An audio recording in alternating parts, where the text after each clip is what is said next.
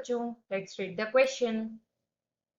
Species, that is atoms, molecules or ions, having at least one unpaired electron are paramagnetic, and the species that do not having any unpaired electrons are diamagnetic in nature. The magnetic moment of any substance may be given as under root n plus 2 bm, where bm is equal to Bohr magneton and unit which express magnetic moment, and n is the number of unpaired electrons present.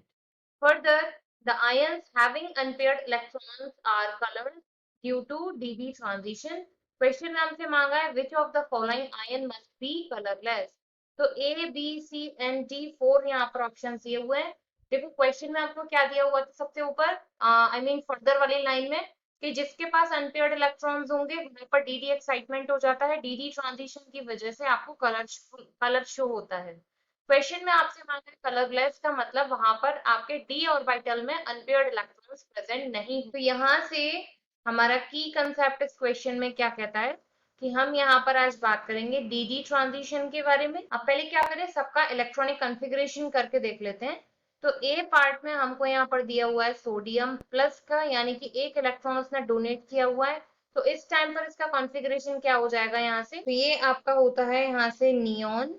यहाँ तक आपके 8 cover हो गए. इसके बाद क्योंकि इसने एक इलेक्ट्रॉन डोनेट कर दिया है तो हम इसका लास्ट यहाँ पर लिख सकते हैं 2p6.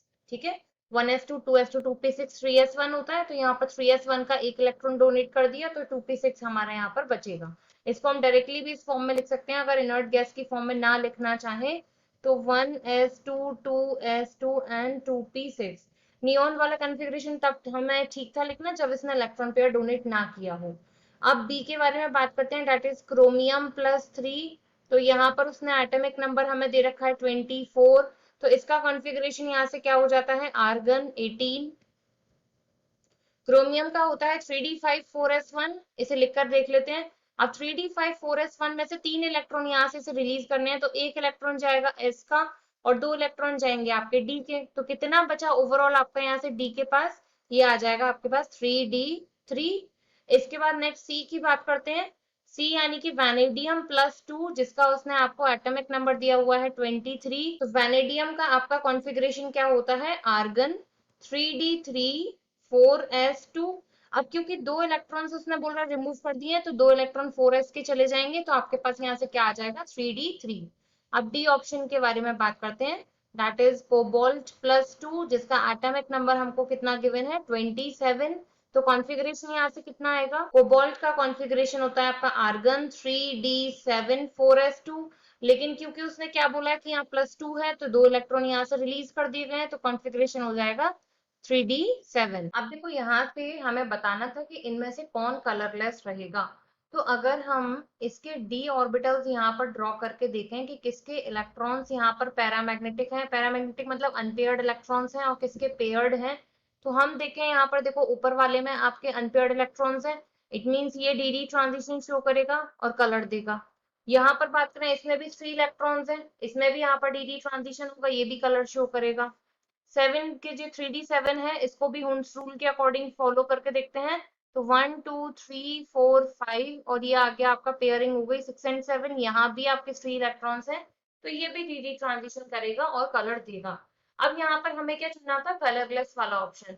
तो देखो यहाँ पर आपका क्या होगा कि पेयरिंग होने की वजह से इलेक्ट्रॉन, अगर इस पी वाले को हम यहाँ पर फिल करके देखते हैं 1 2 3 और यहाँ पर कितना है, पेयरिंग हो रही है सब में, तो 4 5 एंड 6, टोटल 6 इलेक्ट्रॉन्स हैं, कंप्लीटली पेयर्ड है. तो कंप्लीटली पेयर्ड होने की वजह से क्या होता है कि यहाँ पर ये कोई भी लाइट का एब्जॉर्प्शन नहीं करता. तो कोई लाइट एब्जॉर्प्शन ना होने की वजह से ये आपका व्हाइट कलर का सॉल्ट बनाता है, और व्हाइट सॉल्ट के साथ साथ इसका जो सोल्यूशन है वो आपका कलरलेस सोल्यूशन यहाँ पर आपको मिलता है. तो यहाँ पर हम लोग समझ गए कि इलेक्ट्रॉन्स अगर पेयर्ड हैं तो कोई डीडी ट्रांजिशन नहीं होगा, और डीडी ट्रांजिशन ना होने से क्या होता है कि वो आपका कलरलेस कंपाउंड या कलरलेस सॉल्ट वहां पर प्रोवाइड करेगा. I hope you understood well. Thank you.